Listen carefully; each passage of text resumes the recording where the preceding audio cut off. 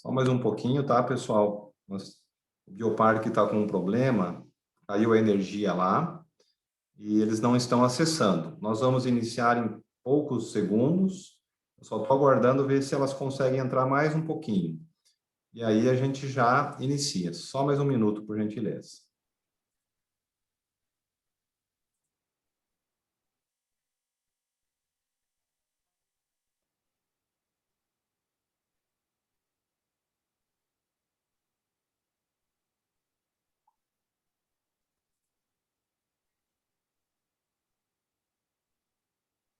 Se tu estás aqui desde a primeira configuração. Boa noite, pessoal. Boa noite a todos. Murilo, você está me ouvindo? Ouço. Você me Está um ouve? pouquinho travado, né? Mas eu Olá, acredito que todos boa estão... noite. Sim, tivemos uma queda de conexão de energia aqui no Bioparque. Então, a gente acessou pelo que o nosso áudio, o nosso vídeo não está legal. Mas se você quiser iniciar, Murilo, a gente vai cuidando aqui pelo celular até o retorno da energia do meu pai. Ok, Josiele, eu escutei você muito mal, Tá mas ok? consegui compreender.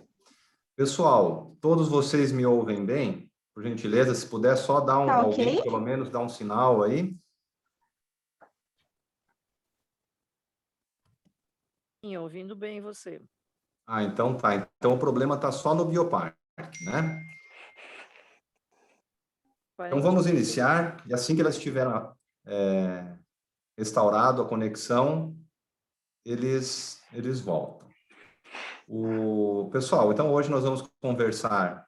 Eu vou ter que admitir aqui os novos participantes. Então, alguma coisa eu vou trabalhando aqui, o papel ali que as meninas me ajudavam. Mas hoje nós vamos conversar sobre planejamento. Oi?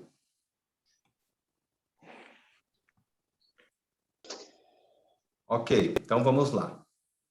Hoje vamos falar sobre planejamento tributário. E quando a gente fala em planejamento tributário, hoje nós vamos conversar sobre um contexto bem geral, né? A governança tributária.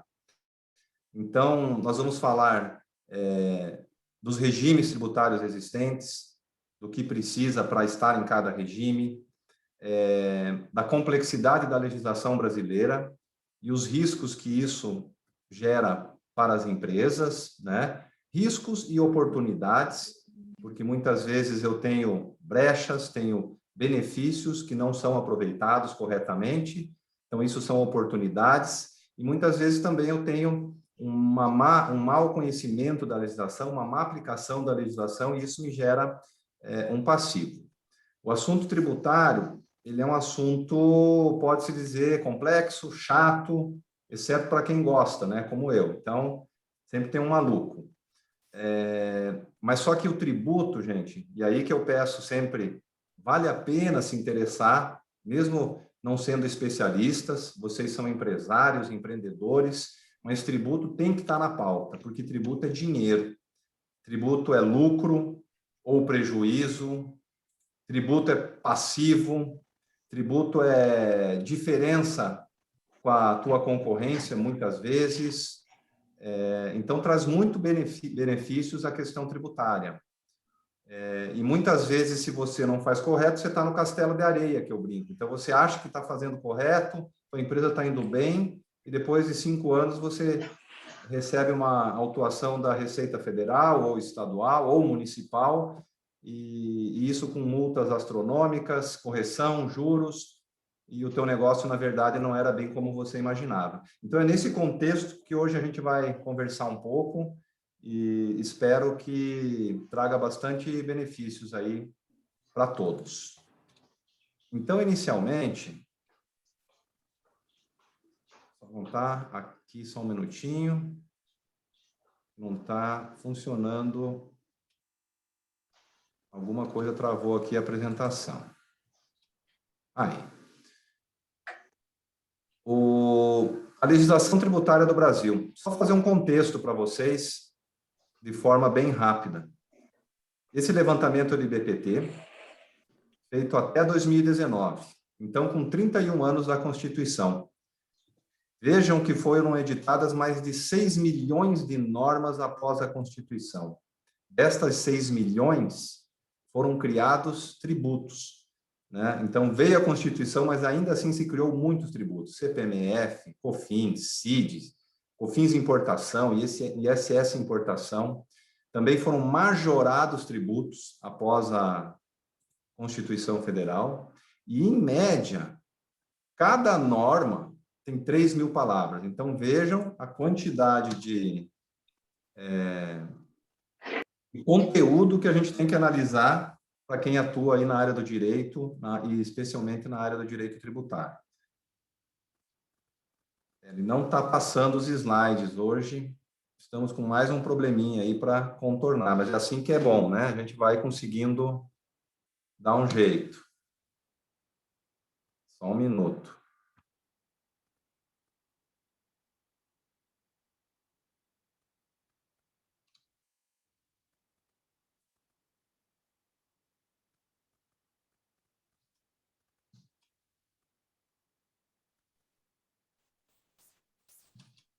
Eu vou suspender e vou começar de novo aqui para ver se ele melhora, tá, pessoal?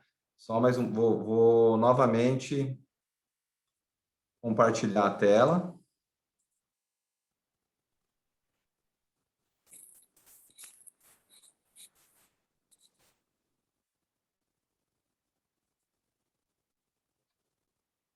Todos estão vendo a tela? Se alguém puder só me dar um ok, eu agradeço. Ok. Muito obrigado. Então, assim, ó, normas federais, 14,81 por dia. Eu fiz um quadro mostrando Tem alguém com o microfone aberto.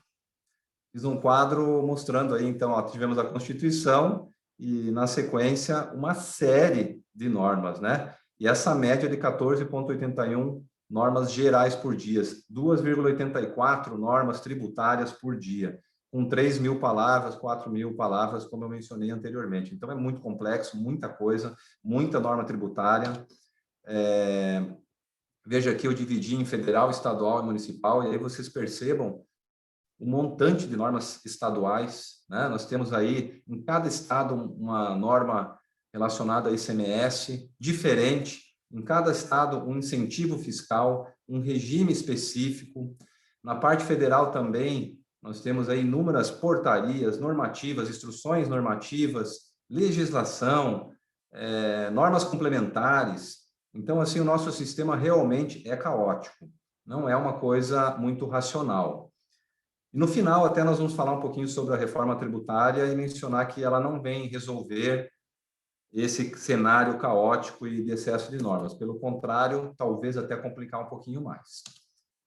Além desse complexo de normas tributárias, essa quantidade de normas, nós temos também o judiciário, que para interpretar, e não é uma crítica ao judiciário, mas para interpretar todo esse emaranhado de instruções, muitas vezes coloca os contribuintes em situação de insegurança jurídica.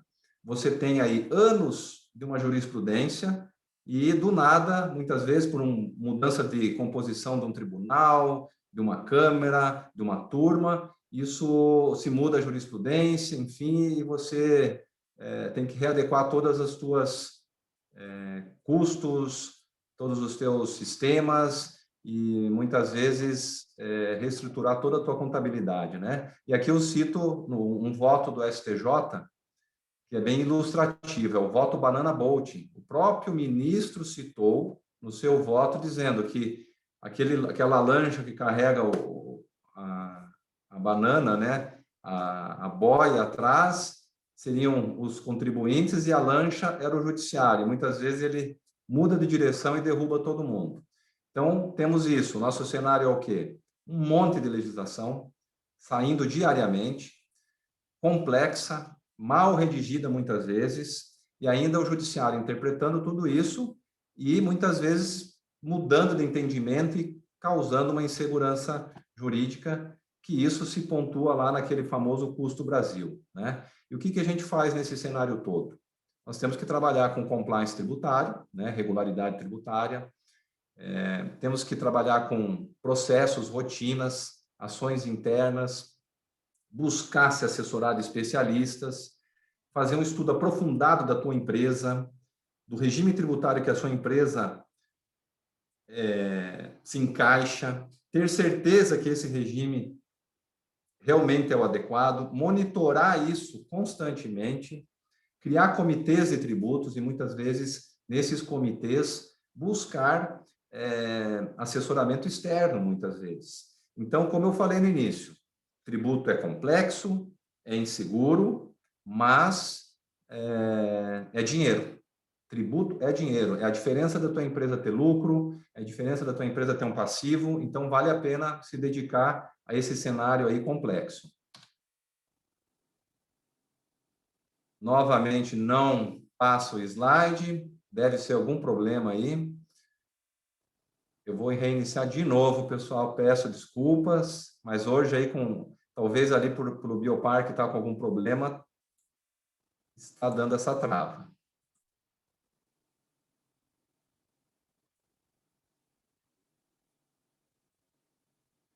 Estão conseguindo ver a tela?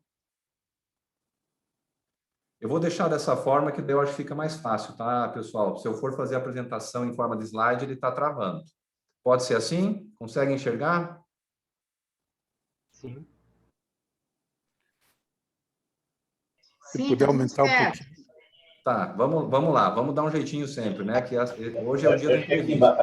acho que se você clicar aqui embaixo no modo leitura, aqui embaixo onde tem esse zoom aqui, ó, do lado esquerdo, tem um livrinho aberto, do lado esquerdo dele. Esquerdo desse botão que você está. O modo apresentação de slides? Não, do lado dele, do lado esquerdo, tem um... Exibição de leitura. Isso. Ah, perfeito, ótimo, obrigado. Vamos ver se ele... Aí, ficou mais fácil.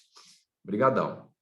Então, a vantagem da regularidade tributária: detectar erros, evitar multas, e como eu mencionei no início, isso é sério, a gente presencia isso de uma forma até frequente, empresas que estão indo muito bem, com tudo ocorrendo bem, só que tem uma falha grave na sua interpretação da legislação e no regime tributário que ela está, na interpretação do que ela tem que recolher de tributo, ela passa alguns anos e descobre isso, e o passivo é muito grande. E aí eu falo, é o castelo de areia, por isso que você tem que estar seguro do que você está fazendo em relação a tributos. Uma outra vantagem é quando você tem um investidor, né? Nós estamos falando aí de empresas startups, muitas vezes buscando investidores, então, uma due diligence, o que você encontra nessa revisão para fazer um aporte? O maior medo do investidor, além de questões societárias, que nós conversamos num outro encontro, também são os passivos ocultos, né? Os esqueletos escondidos aí atrás do armário. Então, os passivos ocultos em tributos, eles são muito comuns. Então, mais uma vantagem. Competitividade, diferenciação da concorrência. Aqui eu menciono concorrência desleal, porque a gente sabe que tem, sim, muitas empresas do mesmo ramo que, de repente, estão sonegando. Aí você realmente é um problema sério que ocorre, mas o caminho de manter a tua regularidade é muito melhor, porque essa empresa, na situação atual hoje, de capacidade de fiscalização, informações que os órgãos fiscalizadores têm, né? Porque é tudo eletrônico, nota fiscal eletrônica, SPED, está tudo muito interligado. É muito provável que o futuro dessa empresa seja remoto, seja pequeno. Então, não é o caminho. Conhecendo a legislação, a gente busca uso de incentivos, tem bastante incentivo tributário, lá no detalhe, na instrução, na portaria, conhecendo bem a fundo, você tem sim incentivos, e também fazer o planejamento tributário, que é o que nós vamos conversar hoje também. Travou de novo. Não deu certo.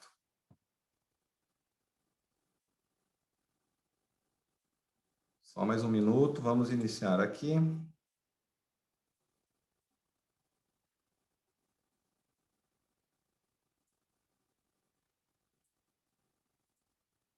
Bom, e o que é o planejamento tributário? Não é sonegação, não é fraude, é aplicar a lei da forma correta antes do fato gerador, porque se você quiser fazer alguma coisa relacionada a tributo depois do fato gerador, aí você já está indo para elisão fiscal, né, para evasão fiscal e não para elisão. E você tem aí formas de planejamento. Então, você tem o operacional, que é o que eu mencionei, é você se assessorar de um bom contador, de um bom advogado tributarista e saber realmente se aquela legislação que você está aplicando, aquele regime tributário, é o ideal para você e está correto. Isso não é simples, né? Como a gente viu ali. Parece ser simples, mas não é. Passada essa fase do planejamento operacional, nós temos o planejamento estratégico. É quando eu busco o melhor regime dentre os existentes na legislação para a minha empresa. Nós vamos também trabalhar um pouquinho nesse cenário. E depois o planejamento estrutural, né? Então, eu sei a legislação que eu aplico, escolho o melhor regime e agora eu faço planejamentos estruturais. Como exemplo simples no planejamento tributário é muitas vezes você ter reestruturações de setores e talvez até, em vez de uma empresa, 2, 3, e você consegue aproveitar melhor um regime tributário do que a tua empresa estar toda numa unidade só. E aí o conceito do planejamento tributário, elisão é conduta lícita, não simulada, né? Um conceito que nós vamos conversar também de simulação, e anterior ao fato gerador. Já a evasão é uma conduta ilícita, posterior ao fato gerador, e aí vem o conceito jurídico de simulação, fraude e sonegação. Sonegação é essa que nós vamos aí para multas de até 150%.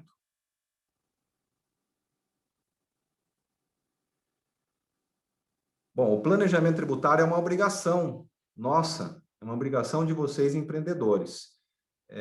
E veja, o planejamento que eu mencionei, esse, dentro da legalidade, aplicando a legislação, conhecendo a legislação, buscando, sim, os benefícios, os incentivos, não sonegação. Então, isso é uma obrigação. O artigo 153 da Lei das SAs menciona que é dever do administrador atuar com cuidado e diligência.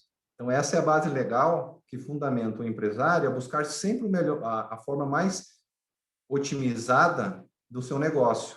E se a gente sabe que o tributo no Brasil é um dos fatores de custos mais alto, se não dizer o mais alto e o mais complexo, pode ter certeza que esse é o ponto a ser trabalhado, né, para diferenciar a sua empresa e para ter uma boa gestão. E o que não é? Crimes, fraudes, prestar informação falsa, né, alterar nota fiscal, tudo isso, né, não faz parte do planejamento. Simulação. Então, o que é uma simulação? É eu ter a intenção de fazer um ato e ele ser feito de uma outra forma no papel para pagar mais tributo, quando, na verdade, o ato é um outro. Eu simulei, né? Ou até mesmo eu me enquadrar num regime tributário que eu não podia. Eu aqui mencionei um caso simples, mas que é bem elucidativo. O representante comercial, ele pode ser parte do regime do simples. Mas aí, ele está num anexo, que nós vamos conversar mais adiante. Um anexo com uma tributação mais elevada. Se ele se cadastrar, se ele ter o seu KNAI como promotor de vendas, a tributação dele é muito menor. Mas isso não é. O representante intermedia, o representante ganha comissão, ele faz a gestão do negócio. O promotor de vendas é outra função, é outra coisa. Ele está focado em arrumar as gôndolas, em deixar o produto com uma melhor visualização, enfim, não é isso, né? Então, nesse caminho, nós estamos sujeitos às multas e as penalidades aí da legislação. Dentro desse contexto, buscando um planejamento tributário, nunca nós vamos estar num cenário, falando em tributos, de completa segurança jurídica. Nós vamos, sim, sempre ter um campo de interpretação. E esse risco, ele tem que ser compartilhado com todos, controladoria, finanças, jurídico, sócios, e aqui eu citei que, na verdade, o maior risco, e é o que a gente vê muito acontecer, é de não saber o que está fazendo, é achar que está no caminho certo e, na verdade, estar criando um passivo. Se você sabe bem o que está fazendo e tem uma postura, até mesmo um pouco arrojada, dentro da legalidade sempre, buscando economia, você sabe esse cenário, você tem o suporte e sabe a tese que você está adotando para melhor economia tributária. O pior é o cenário contrário, onde você não tem o conhecimento e o passivo aparece. Então, dentro do planejamento tributário operacional, que eu mencionei, depois nós falamos do estratégico, nós temos os regimes tributários, né? Nós temos o MEI, o simples, o presumido, o real, temos também o lucro arbitrado, mas não vem ao caso aqui porque ele é um regime muito específico. Para escolher, para a tua empresa escolher entre os regimes, você tem que fazer uma análise completa, né? Geralmente, tá? Se fosse para fazer uma aposta, geralmente, e a gente sempre fala isso, se você puder ficar no simples, é sim o melhor regime, mas há casos que não, né? Sempre há as exceções que nós vamos ver aí. Mas, geralmente, o regime do simples, para quem está começando, para quem está numa fase ainda de início dos seus negócios, ele é a tributação menor, a complexidade das obrigações acessórias menor, então é uma opção a ser bem pensada. Mas dentro do simples, você também tem que estudar bastante para se encaixar dentro dos anexos de uma forma adequada e aproveitar os benefícios que lá existem. E alguns deles nós vamos mencionar aqui no decorrer da nossa conversa, da nossa apresentação. Os pontos, pessoal: previsão de gastos da empresa, despesas operacionais, margens de lucro, tudo isso, volume da folha de pagamento, volume de faturamento, tudo isso são dados que você tem que ter a certeza deles e também a projeção para os exercícios seguintes, para aí sim fazer a melhor escolha.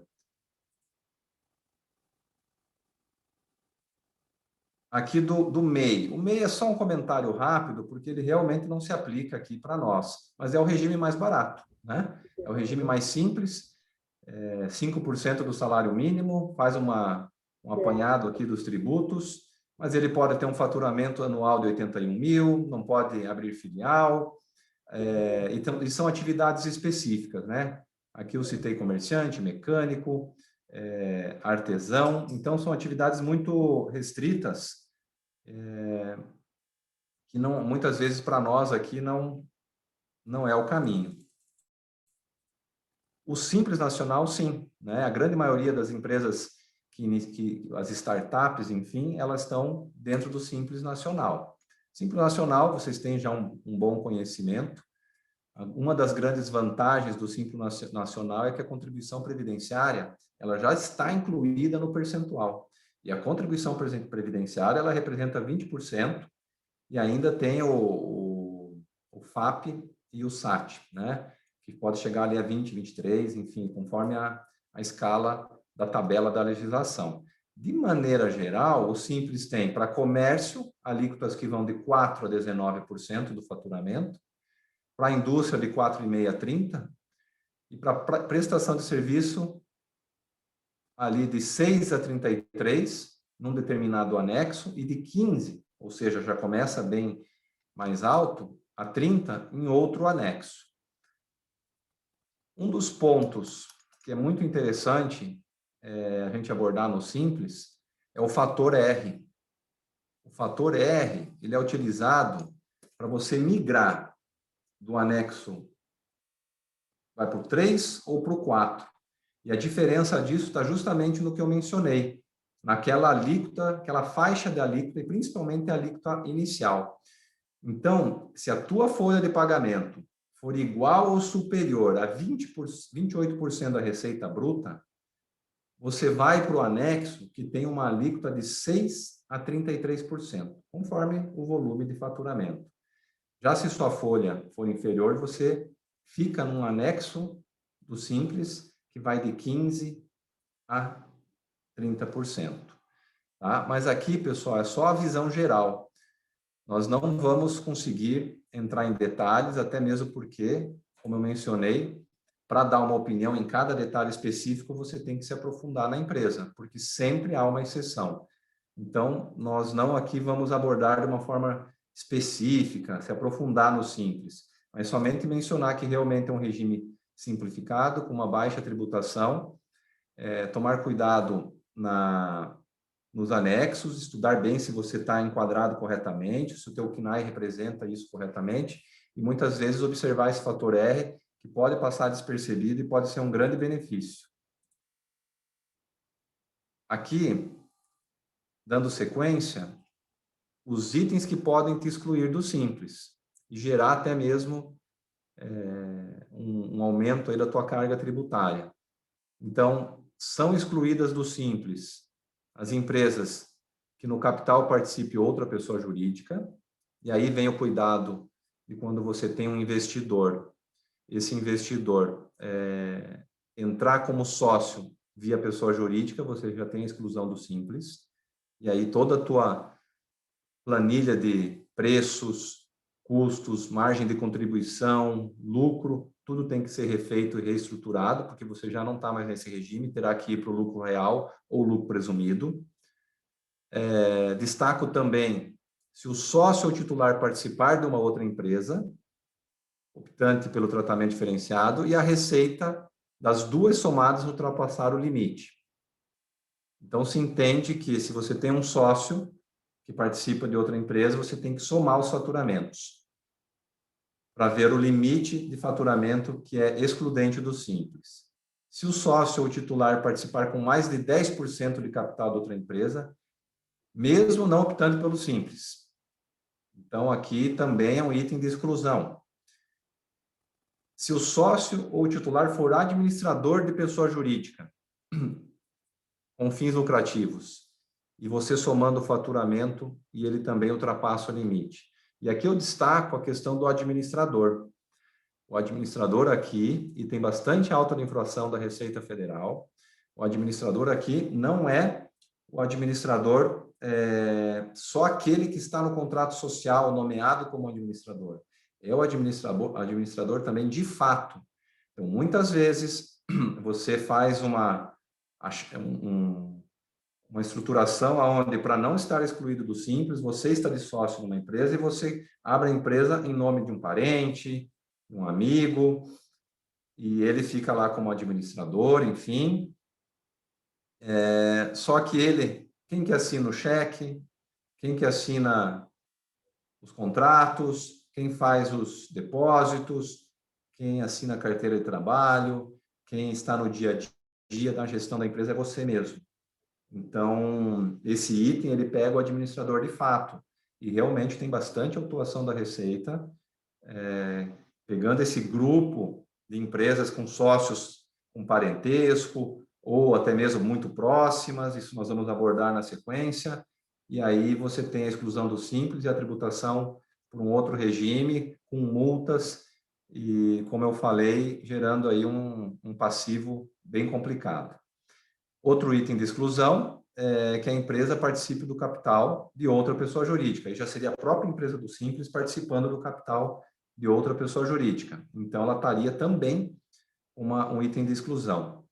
E também constituir, tem muito mais, tá, pessoal? Eu só pincei alguns itens que eu achei interessante, dentro do contexto que eu imagino das startups que podem ter aí essas situações, né?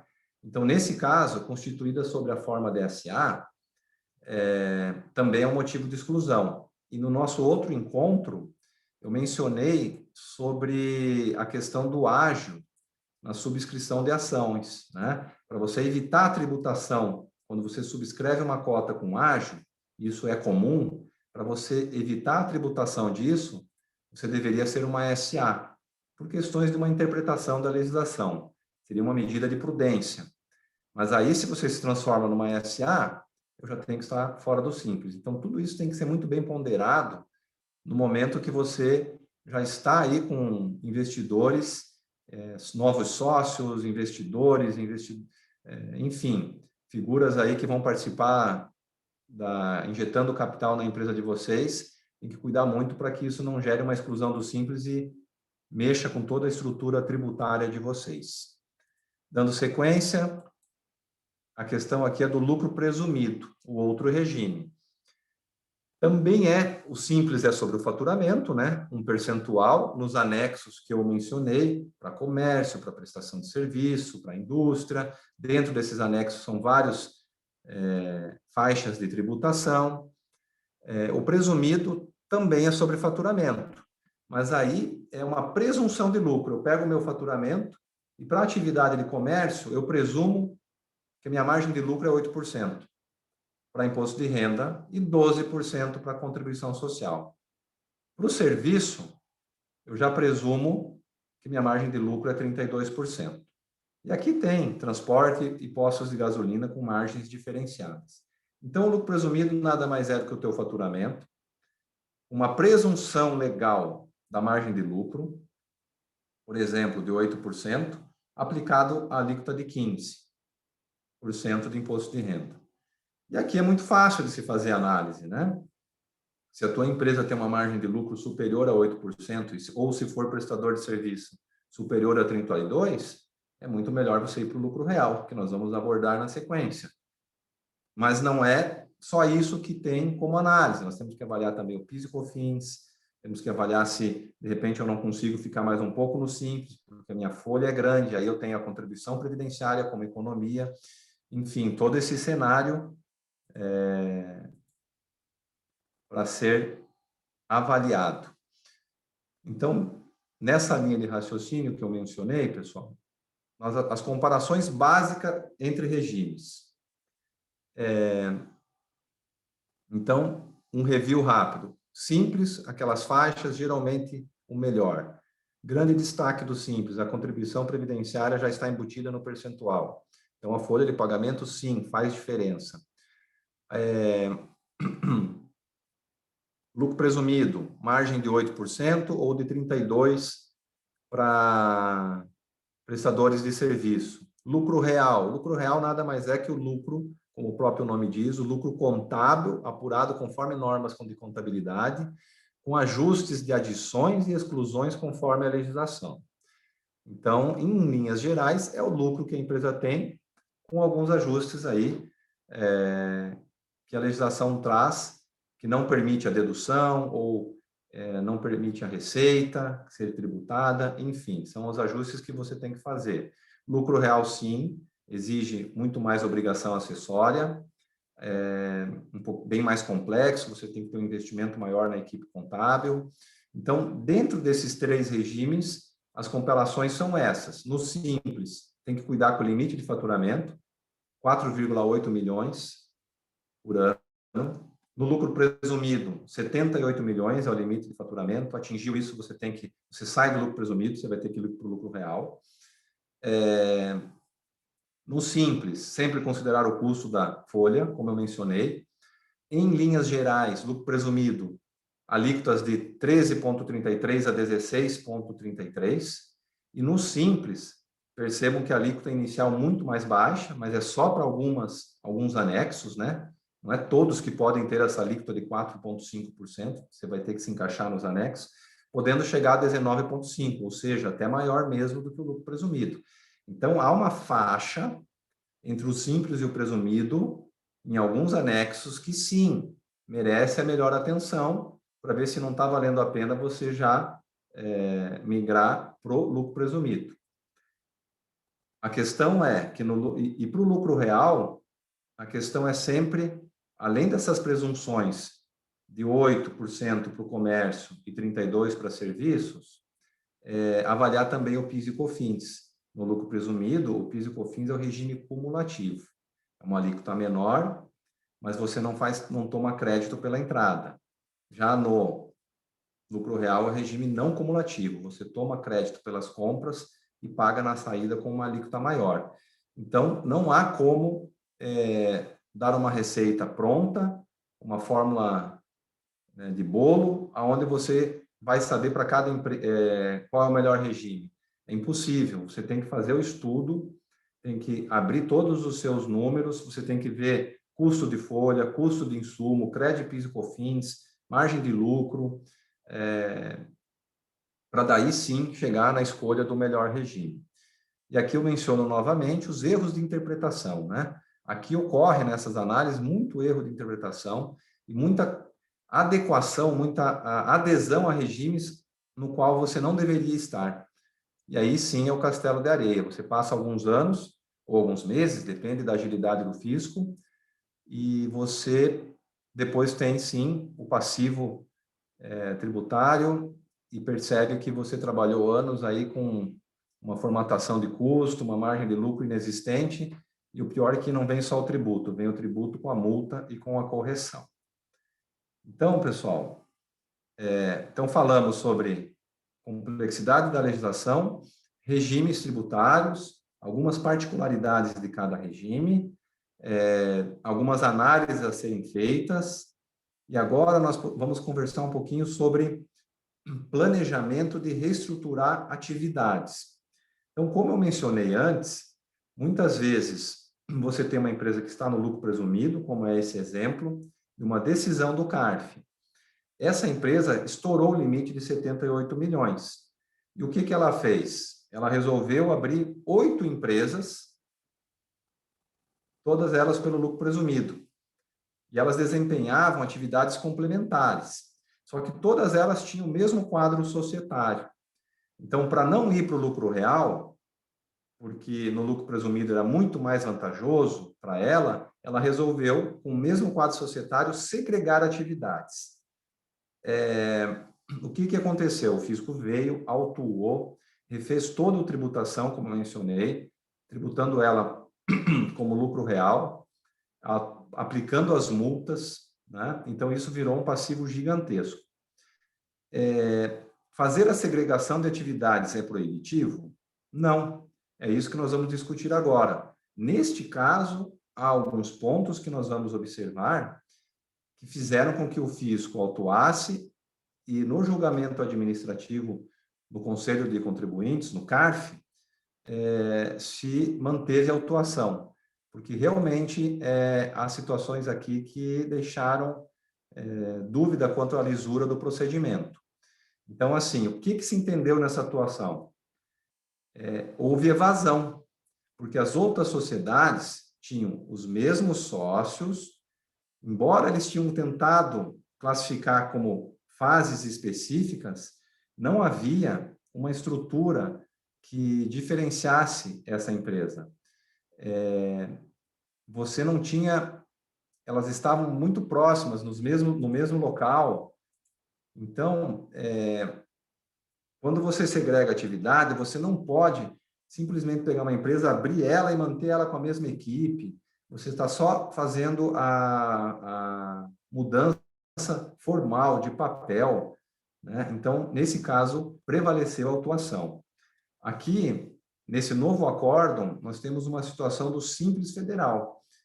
O empresário ia ser excluído do Simples, porque atingiu o volume de faturamento de 4,8 milhões. E ele também segregou as atividades em diversas pessoas jurídicas, como eu mencionei no exemplo anterior, para se manter no Simples, né? Então, aqui você pode ter a questão de colocar outras empresas do Simples, em nome de parênteses, etc. E aí houve a autuação e a tributação concentrada. No voto, é interessante a gente mencionar esse voto, porque daí você percebe como que a gente deve agir para um planejamento tributário de reestruturação de atividades. Então, no voto, a conselheira mencionou que havia inexistência de estrutura negocial para cada empresa segregada, que explora a atividade que alega desenvolver, bem como evidências de confusão entre as empresas supostamente segmentadas. Corroboram para que se conclua que o contribuinte procurou ocultar a exploração de uma única entidade patrimonial. Então, assim, observando esses dois acórdãos, a gente chega à seguinte conclusão. Se eu tenho um regime privilegiado, como o do Simples, ou no primeiro acórdão do lucro presumido, a gente destaca ali qual foi a falha do empresário e dos seus assessores que fizeram gerar esse auto de infração com cifras gigantescas. Não se possuía os empregados em cada estrutura, não tinha uma estrutura física e administrativa para cada negócio. Havia confusão patrimonial. O que é a confusão patrimonial? Eu posso pagar uma conta com a conta bancária dessa, da empresa A, eu pago a conta da empresa B, eu empresto um equipamento da A para B de uma forma muito amadora, muito simplista. Então, a gente tem que cuidar muito com a simulação. Se eu chegar ao ponto de eu precisar segregar atividades, fazer um trabalho de planejamento estrutural, esse é só um exemplo, tem vários outros, né? Estrutura de você montar um CD num estado onde há um regime fiscal, estrutura de você buscar terceirizações e ter benefícios com isso. Tudo isso eu sempre tenho que pensar em ter uma estrutura real, física do negócio, não só papel. Eu não posso simular, eu não posso dizer assim, não, mas eu tenho 2 empresas do Simples, agora eu não vou mais estourar o faturamento. Mas o endereço é o mesmo, de repente é só uma paredinha que está separando, eu administro as duas, os funcionários são de uma empresa, atende na outra, há toda essa confusão patrimonial. Então, nesse caso, eu simulei. Nesse caso, eu estou sujeito à autuação. Isso não é um planejamento tributário, né? Isso é uma fraude. Então, o grande ponto é, eu tenho que ter estrutura física, estrutura real. As empresas têm que existir de forma real. E o outro item que eu agrego aqui, a essa questão de você realmente não simular, é o propósito negocial. O propósito negocial é um conceito que não está previsto na legislação, mas a jurisprudência, principalmente do CARF, está criando um conceito do que é um planejamento tributário abusivo e o que não é. Dentro desse conceito, a gente percebe sempre essa questão do propósito negocial. E vejam, tem jurisprudências que não entendem pela necessidade do propósito negocial e outras que entendem. E o que é o propósito negocial? É quando você faz uma operação que não tem fundamento econômico, mas sim só um fundamento para economizar tributos. Então, por exemplo, eu vou abrir uma empresa no Rio Grande do Sul, uma empresa lá, porque lá eu tenho um benefício fiscal, e estou dando um exemplo aqui só fictício, tá? Criado agora, mas eu estou indo lá somente pelo tributo. Eu não tenho uma motivação. Eu vou segregar, vamos lá, nesse regime da segregar, eu vou segregar atividades. Por que eu estou segregando atividades? Só para não estar fora do regime do lucro do simples ou do lucro presumido? Então, eu também tenho que ter um propósito. Não, eu vou segregar porque eu vou atuar de uma forma mais específica nesse setor. Realmente uma nova empresa, eu vou ter uma equipe especializada lá, por questões de logística, eu já recebo a matéria-prima. Recebendo a matéria-prima, eu consigo otimizar custos de frete. Então, eu tenho que ter, junto com a intenção e o benefício tributário, um propósito comercial, negocial, uma finalidade também nesse sentido. Tudo isso eu falo, gente, por prudência, tá? Eu posso, sim, estar sem simulação, como mencionei, e optar por o meu planejamento tributário. Mas se eu fizer isso, e junto com isso, estruturar a operação de uma forma que eu tenha propósito negocial, eu evito essa discussão também perante o CARF. Aqui eu coloco a norma antilesiva, o 166 do CTN, que é a base legal que eles puxam, né? Mas o CTN ainda não tem uma lei ordinária regulamentando esse artigo do CTN, mas é o artigo onde se busca dar um fundamento para que você desconsidere os negócios jurídicos simulados, né? Seria o artigo 166. Aqui, só finalizando, né?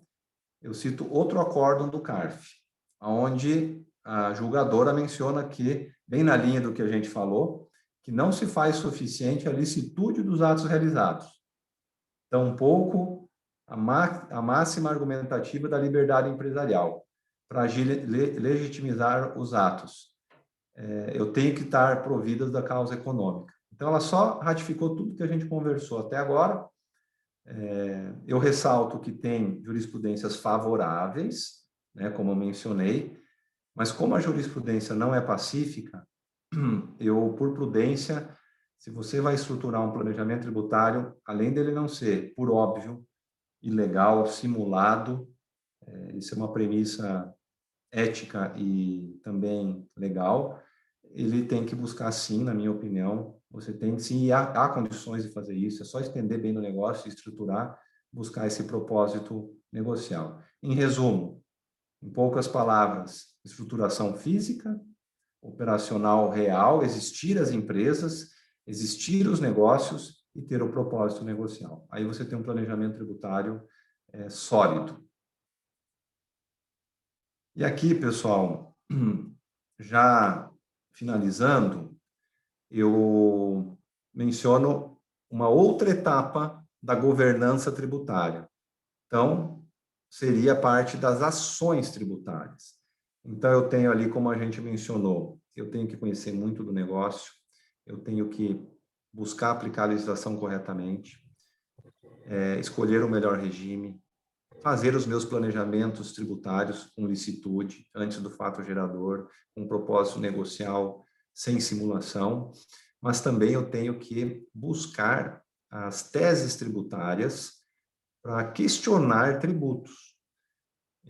E aí eu destaco assim, nós temos teses de prateleira, que a gente menciona, e as teses específicas. O que é as teses de prateleira?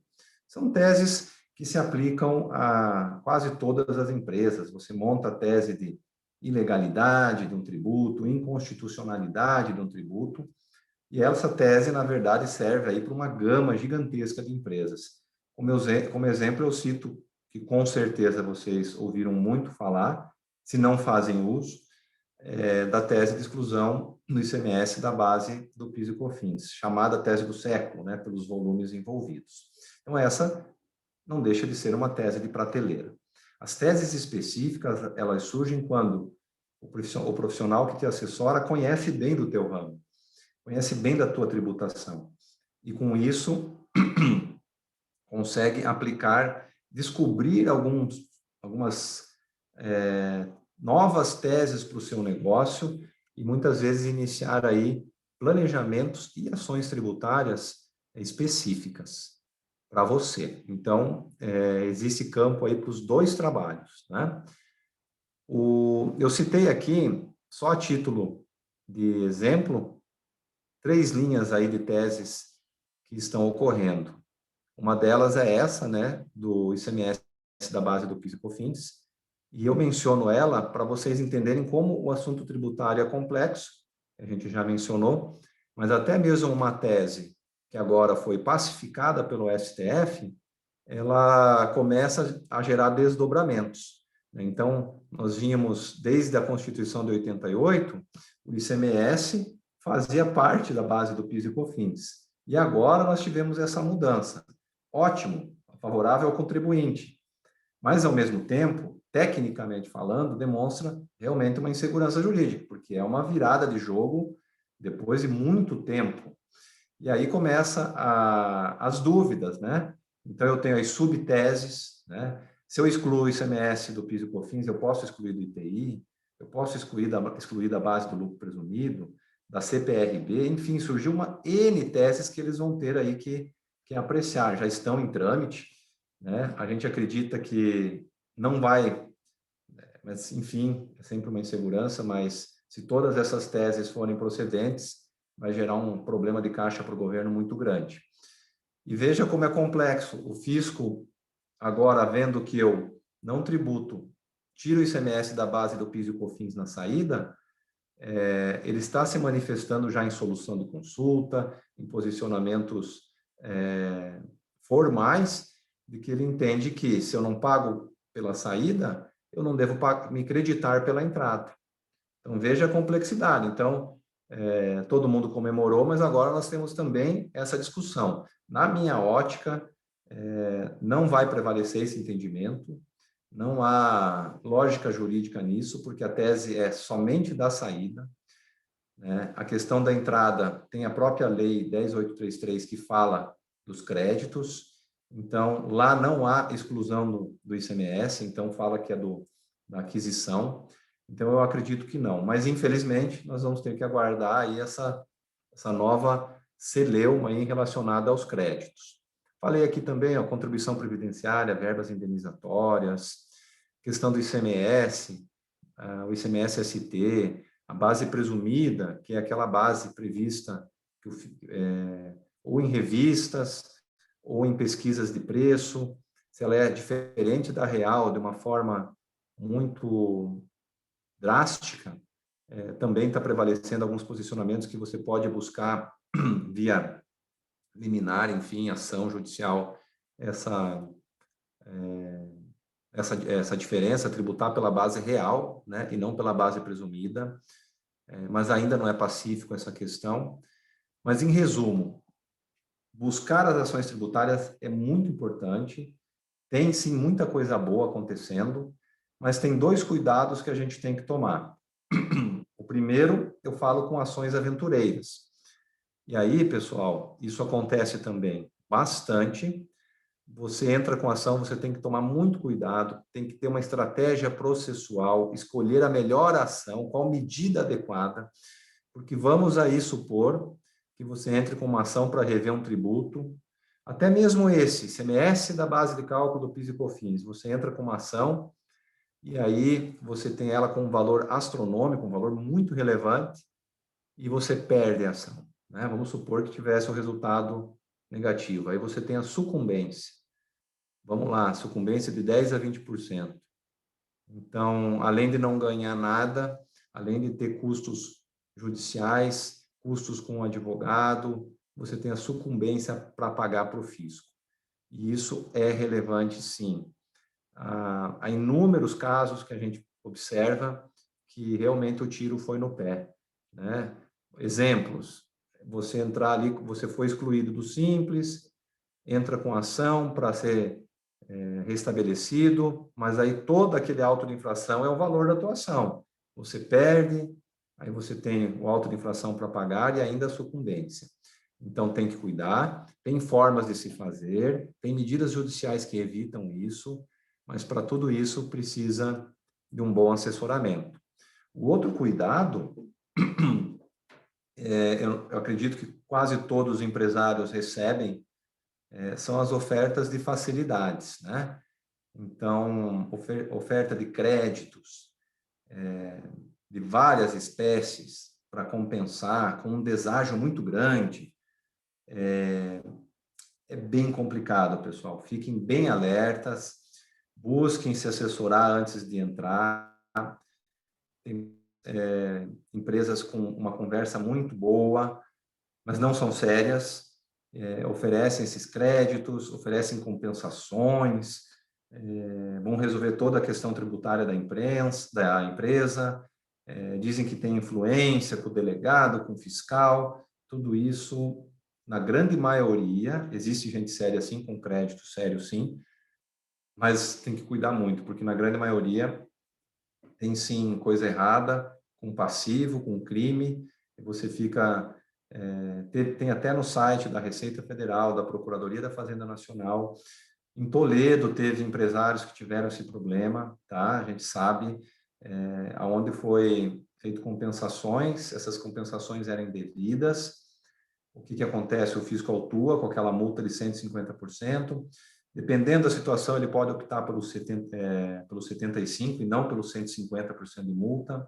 Aplica a taxa Selic dos últimos 5 anos aí, e além de você tem que pagar o tributo, já pagou o honorário lá para aquele crédito, mesmo com deságio, e ainda tem o processo crime, né? Se você não parcelar isso ou não regularizar, você tem o processo crime, porque você fraudou a legislação tributária, e não vai adiantar alegar o desconhecimento, né? Porque muitas vezes você até buscou algum assessoramento não especializado, enfim, você é um empresário, a questão de não saber que aquilo era errado, muitas vezes na esfera criminal, não é suficiente, não te livra do processo crime.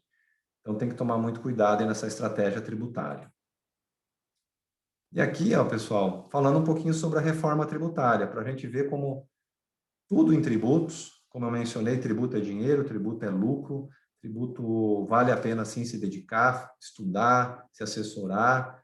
É um assunto complexo, um pouquinho chato, mas ele é dinheiro no bolso ou prejuízo. E aí vem a reforma tributária. E toda a reforma tributária já abre campo para muita tese, você já começa a pensar em planejamento tributário, em novas ações.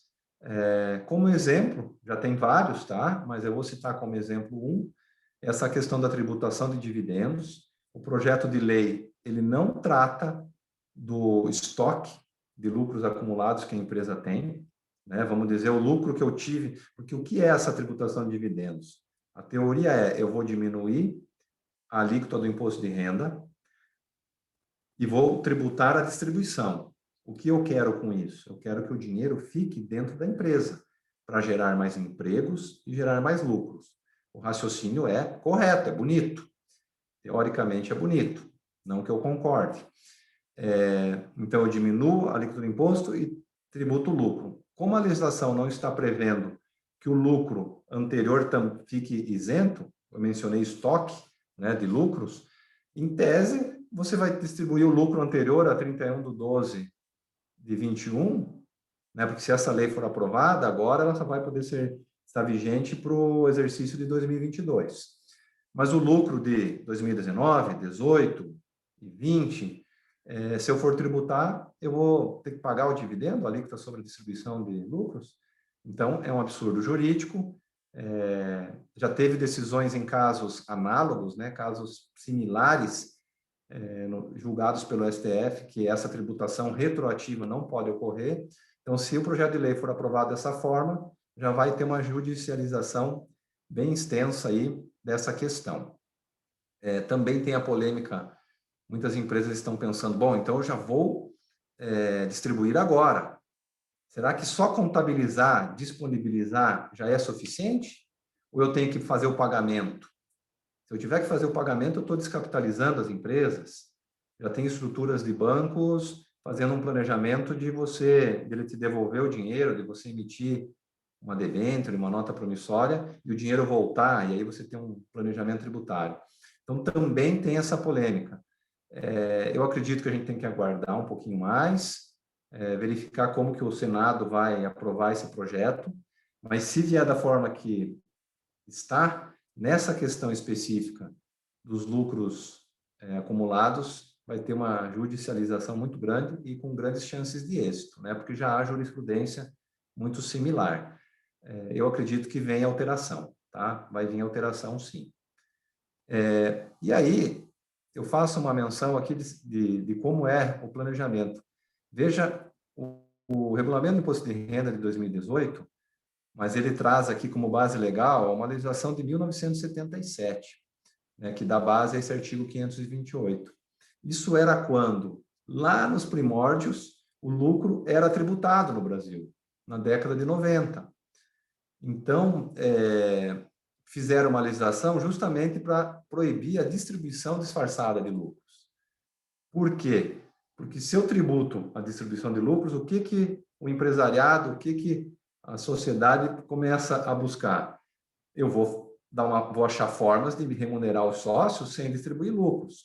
Então, essa legislação veio justamente para coibir. E ela vai voltar, caso seja aprovada esse item da reforma tributária, ela vai voltar com força total, né? Porque ela está plenamente vigente. Então, o que é uma distribuição disfarçada de lucros? Eu alienar por valor inferior ao do mercado, um bem a um sócio ou uma pessoa ligada, eu adquirir por valor superior ao mercado um bem, são formas de eu distribuir esse lucro sem pagar o imposto, né? Caso seja aprovado. Perda em decorrência do não exercício de um direito à aquisição de bem, perdão de dívida, tudo isso o fisco vai começar a observar e autuar. E esse é um dos itens de maior crítica à reforma tributária na distribuição de lucros, porque você acaba trazendo toda essa complexidade de volta e coloca todos os fiscais tendo que observar esse tipo de coisa E hoje a fiscalização ela não é mais, muito raramente ela vai ser em loco. A fiscalização hoje ela é toda eletrônica, né? Toda via computação, toda via obrigações acessórias. Aqui também, continuando, né? Paga a pessoa ligada a aluguéis ou assistência técnica para sócios, realiza com pessoa ligada a qualquer outro negócio em condição de favorecimento. E, por último, ele fala, para você, se você provar que o negócio foi realizado no interesse da pessoa jurídica, exclui a presunção de distribuição disfarçada de lucro, ou seja, já se presume que qualquer operação com sócios é uma distribuição disfarçada, vai sofrer autuação. É você que tem que provar que a tua operação foi correta. Então, pessoal, em linhas gerais, eu vou encerrando, só faço um pequeno review agora. Sistema complexo, como a gente conversou, muitas oportunidades, buscar sim ter dúvida, tá? Sempre quando se falar de tributo, é importantíssimo ter dúvida, é importantíssimo questionar, não acreditar em terreno fácil, em propostas mirabolantes, em créditos, enfim, planejamentos milagrosos, se assessorar, sim, de especialistas. No regime do simples, quando as empresas estão começando, a grande maioria está no simples, ele é, sim, mais simplificado, mas cuidar, sim, com os anexos, se adequar corretamente com os anexos, cuidar com essas estruturas de dividir faturamento, né? É muito comum quando a empresa começa a ir bem e vai atingir o 4,8 milhões no ano, você já se pensar em dividir faturamento e não ir para o presumido, porque aí tem um custo tributário maior. Então, se você faz isso com um parente, a gente viu as jurisprudências do CARF, né? Todo o cuidado na simulação, todo o cuidado com o administrador, né? O administrador de fato, não só o que consta no contrato social. Então, sim, tem muito campo para planejamento, incentivo fiscal, benefícios, lei do bem, tem tanta coisa muito boa, mas é complexo, sim. Questão das teses também, cuidar, quando for entrar com a ação, para não ter aí depois uma mudança Muitas vezes você começa uma ação judicial com decisões favoráveis, né? Na área tributária, uma decisão favorável de um juiz de primeira instância é muito, infelizmente, é muito primário ainda, porque quase tudo no tributário, aliás, tudo no tributário vai parar no STJ, na questão infraconstitucional, né, de legalidade, e no STF, quando tem uma abordagem constitucional. Então, muitas vezes você tem uma notícia, isso ocorre muito, uma notícia de uma liminar que uma empresa conseguiu. E aí, de repente, você sai aí já tomando essas medidas, ou até mesmo por conta não tributando, confiando numa liminar, e tem esse passivo pela frente, porque isso enfim, ela se reverte no futuro, né? Então, pessoal, eu agradeço bastante pela atenção de todos. Tivemos problemas operacionais aí, né? Eu não sei se o pessoal do Bioparque conseguiu voltar ou não. Eu vou me colocar à disposição para perguntas. E desculpa aí as falhas, mas foram falhas de hoje de internet, travou muita coisa. Talvez por eles serem o anfitrião lá na reunião, daí travou aqui o PowerPoint, mas acredito que deu tudo certo. É assim que tem que ser, né? A gente dá um jeito sempre. Estou aberto a perguntas, tá, pessoal? Obrigadão. Oi, Murilo, boa noite. Estou substituindo um pouco a Ju, que então teve essa queda de energia no Bioparque, ela estava fazendo o acompanhamento por lá. Vamos ver se eu cumpro com as expectativas aí delas, né, das meninas que conduzem sempre. Então, primeiramente, queria agradecer a palestra, né, um assunto bem complexo. A nossa legislação, ela nos deixa algumas brechas aí que viram oportunidades, mas a gente tem que estar com um profissional adequado, né, para nos nortear corretamente e buscar esses benefícios, né? Então, muito obrigada aí pela apresentação. Eu vou passar para todos aqui uma pesquisa, antes da gente ir para as perguntas, gostaria que todos respondessem. Me avisem aí se alguém tiver problema para receber porque eu estou sendo guiada aí pelo WhatsApp.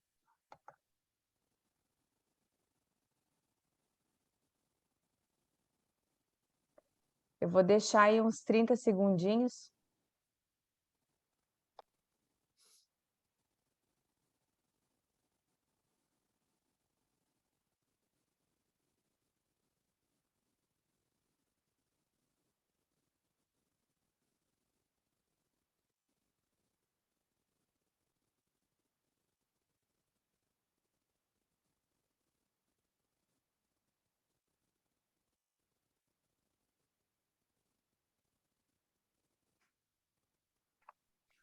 Obrigada aí para o pessoal que respondeu. Amanhã a gente passa novamente o link.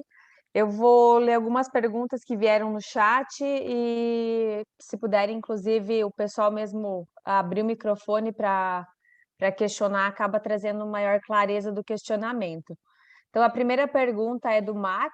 Ele perguntou: o faturamento considerado é o total das empresas ou a porcentagem proporcional do sócio nas duas empresas? É o total da empresa. Não vai ter relação nenhuma com os sócios, tá? Tanto para o simples como para o lucro presumido, é sempre o CNPJ. Então, você vai buscar o CNPJ e vai chegar no faturamento. Deu ali 4,8 milhões, você já atingiu o do simples. Me fugiu agora 8, alguma coisa milhões, 78 milhões, lucro excluído lucro presumido. Então, é o faturamento da empresa, né? Não importa o número de sócios, não. Certo. A próxima pergunta era da Marisete. Ela perguntou exatamente o que você falou agora, o teto do simples. Então, é 4,8 milhões anual. Exatamente. Certo. Perfeitamente. A próxima pergunta é da Lucimar da Lagbio, sobre o plano de saúde. Quando a empresa paga e desconta do funcionário, como fazer a declaração de imposto de renda do funcionário, quando esse funcionário tem dependentes que também fazem declaração? Olha, vamos ver se eu entendi. A empresa paga o plano de saúde e desconta do funcionário. Tem que ver se ele desconta o coparticipação. Eu não sei que tipo de desconto é, se é o desconto integral, enfim, qual é o plano, né? Mas a parte que o colaborador paga, ela é, na declaração física dele, dedutível, tá? A parte que a empresa paga, não. Então, fazendo uma análise geral, o que é descontado do funcionário, ele pagou. Então, isso lá na declaração do imposto de renda dele, ele vai lá nos gastos com saúde e vai deduzir, tá? Já a empresa, esse gasto com o plano de saúde, se for dado sem distinção, né? Ou seja, se é um plano corporativo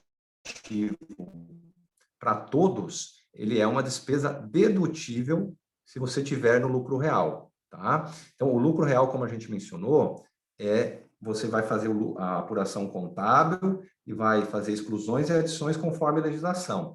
Então, é importante você ter essa despesa, porque você vai diminuir o lucro e a base tributável do imposto de renda. Então, a parte que a empresa paga, para o lucro real, ok. Para o simples e para o lucro presumido, não faz diferença, né? Porque a tua base de tributação não é lucro. A tua base de tributação é uma presunção de lucro, no lucro presumido de 8%, como eu mencionei, falando em linhas gerais, né, sem entrar em detalhes, e no simples é aqueles anexos, conforme a atividade, e é sobre o faturamento, tá? Mas se eu entendi bem, para o funcionário, ele vai lá na declaração dele, a parte que foi descontada dele é dedutível, ele abate da tributação dele, tá? Da física.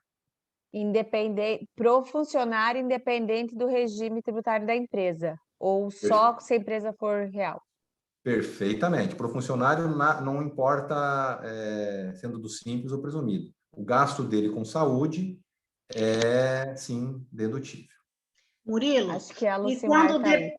E o dependente, quando ele também faz declaração de imposto de renda, como é que declara daí?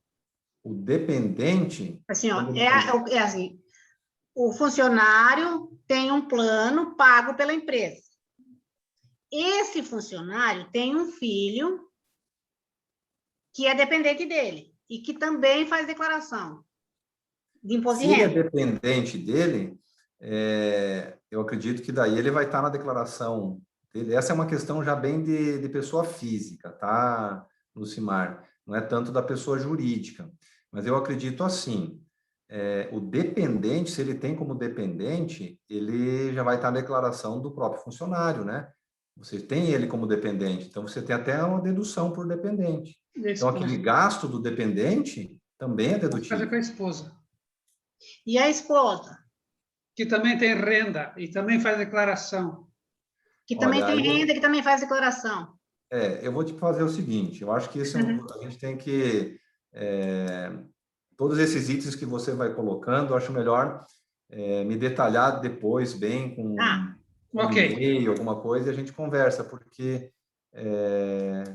eu já te dei a resposta, mas aí a gente começa a ir muito a fundo, pode ter detalhes que eu não vou saber e vou te dar uma resposta até incorreta, tá, Lucimar? Então, vamos pensar assim, ó, resumindo, o gasto com saúde dele e do dependente é dedutível para ele. Se a esposa... Então, aí tem que ver, você vê como é um monte de detalhe? A esposa faz declaração separada ou conjunta? Se ele faz conjunta, tem que ser tudo na dele. Se ela faz separada, o dependente vai ser de quem? Aí tem que ver, se colocou na declaração dele, é para ele. Se colocou na dela, é para ela. Aí começa uma série de detalhes que a gente não vai conseguir resolver aqui, né? Tá bom. Mas aí a gente depois entra em contato, você passa um e-mail, a gente conversa assim, tá bom? Tá bom, Murilo. Muito obrigado. Obrigada, Maria. Alguém mais tem alguma pergunta? Que tem bastante agradecimento pelos ensinamentos e os conselhos. Ô Murilo, é Alexandre aqui. Obrigado pela palestra, acho que foi bem proveitosa.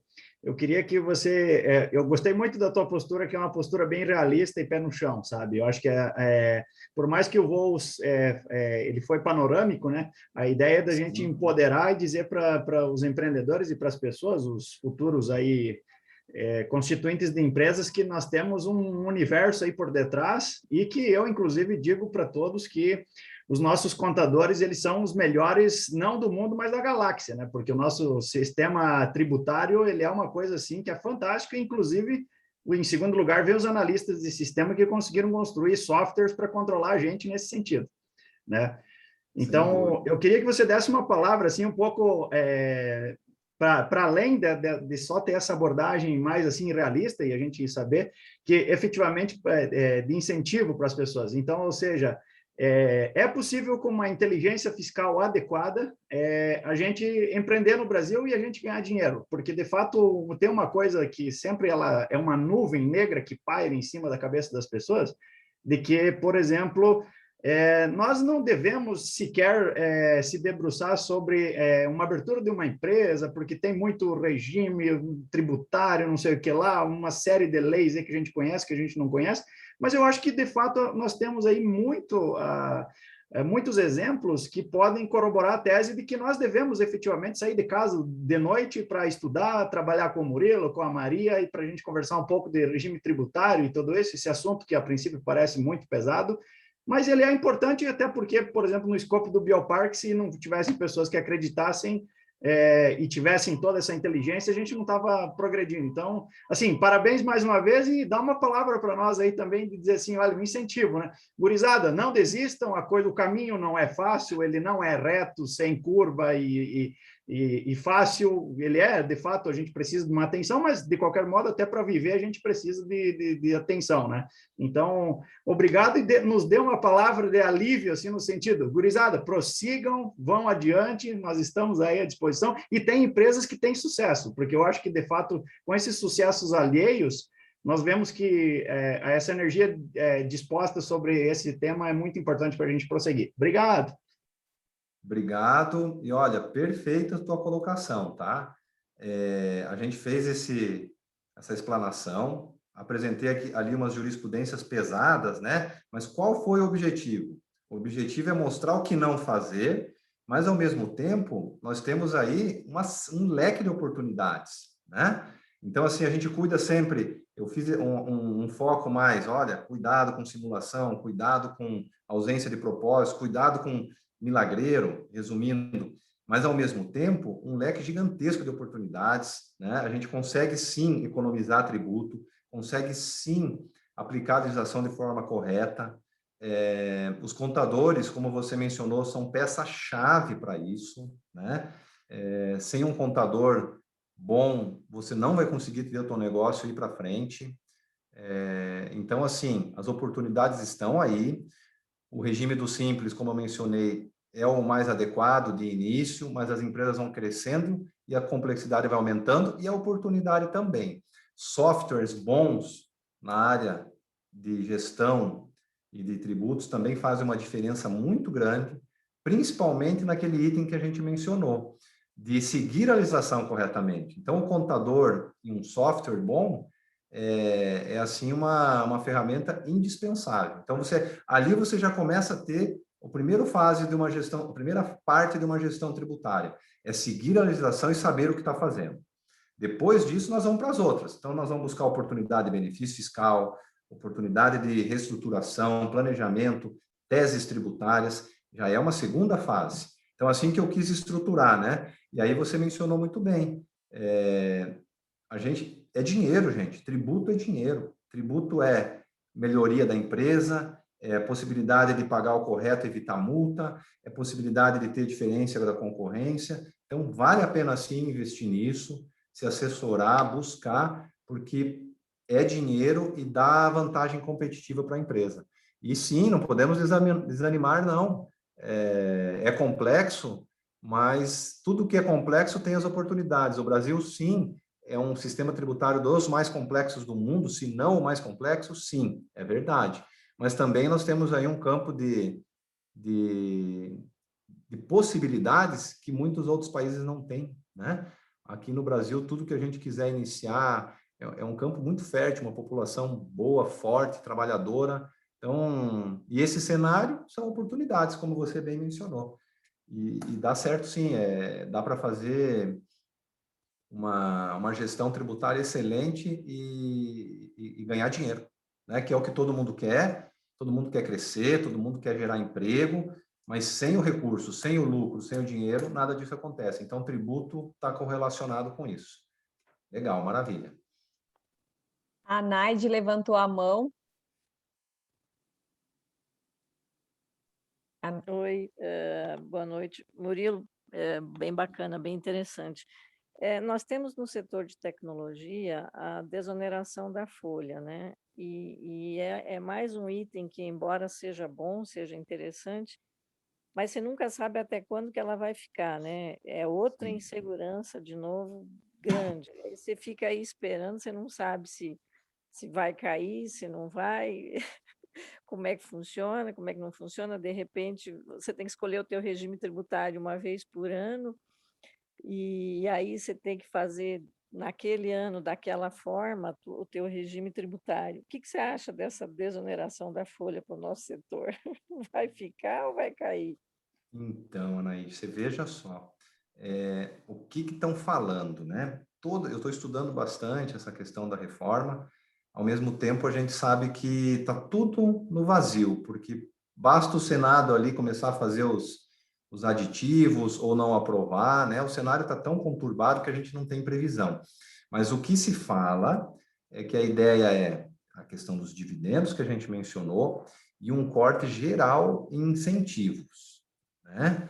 Então, nós temos o juros sobre capital próprio, que é um incentivo também que vai ser cortado, tudo isso no campo da hipótese, né? Porque ninguém tem ainda no projeto, tá lá, foi para o Senado agora. Fala-se em revogação também da questão aí da desoneração da folha, tá? Mas aí basta o setor ter o seu lobby no bom sentido, né? Eu percebo que o Congresso ele está sim sensível a discussões. Então, um exemplo foi a tributação dos fundos imobiliários, que foi feito todo um trabalho aí de empresas, em fundos e gestores, e já saiu da Câmara sem essa tributação. Então, pode ser que a desoneração da folha se mantenha, justamente porque vai se comprovar que o setor de tecnologia, sem esse incentivo, não se sustenta, não, mas acaba tendo um prejuízo muito grande, né? Um setor que emprega bastante. Então, é imprevisível, mas o que a gente vê, o que a gente ouve, é essa tendência a falar em tirar desonerações, tirar incentivos. Por exemplo, indústria farmacêutica, nós temos ali a questão do PIS e COFINS, lista positiva, que nada mais é do que você tem uma alíquota na saída e você faz um crédito presumido da mesma alíquota. É como se fosse uma isenção, tá? Mas se dá o nome de lista positiva. Esse crédito presumido fala-se que vai cair também para a indústria farmacêutica e vai entrar no regime normal de PIS e COFINS. O que isso vai ocorrer? Vai ocorrer um aumento, e aí está o Sindusfarm e todos os organismos trabalhando junto ao Senado para mostrar que isso é um prejuízo para quem? Para a população. Porque a partir do momento que você tem um aumento de custo, um aumento tributário, você não tem margem para absorver isso, né? Você tem um dólar alto, você tem toda uma situação. Acaba-se o quê? Aumentando o preço para o consumidor final. Então, seria um prejuízo para a população. Então, é esse o cenário, sabe?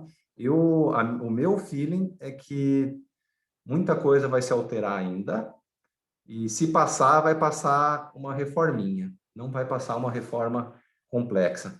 Essa reforma mesmo, ela já não é, né, a estrutural que todo mundo queria, que seria unificar tributos federais, PIS, COFINS e IPI, uma espécie de IVA, e trazer o ICMS, né? Só que o ICMS é muito mais complexo para se trazer, porque o ICMS, os federais ainda, né, é um órgão só, você consegue fazer um estudo e, enfim, e consolidar isso e simplificar. Mas o ICMS é quase impossível, cada estado tem uma legislação, né? Então, isso dá problema no caixa dos estados. E até hoje eu não vi uma reforma que gerou diminuição de tributos, né? Tudo que se mexeu veio para aumentar um pouquinho. Então, não é um cenário agradável, viu? Infelizmente. Mas sobre a desoneração, vamos aguardar. Mas o sinal é que pode cair, sim. Obrigada, Murilo. Obrigada, Naide. Alguém mais teria alguma pergunta? Eu acredito que eu tenha lido todas ali no chat. Eu havia levantado a mão, que eu também tenho uma pergunta sobre aquela situação de abrir duas empresas para tentar buscar uma redução, né, de alíquota de impostos devido ao regime de cada empresa, sendo duas empresas do mesmo quadro societário, mas com toda a parte administrativa delas separadas, com contas bancárias, as movimentações sendo feitas através de notas fiscais. A partir de... Teria algum norteador da quantidade de faturamento que é feito para uma empresa e para outros clientes para desvincular que é uma mesma empresa, só setores separados? Sim, perfeito.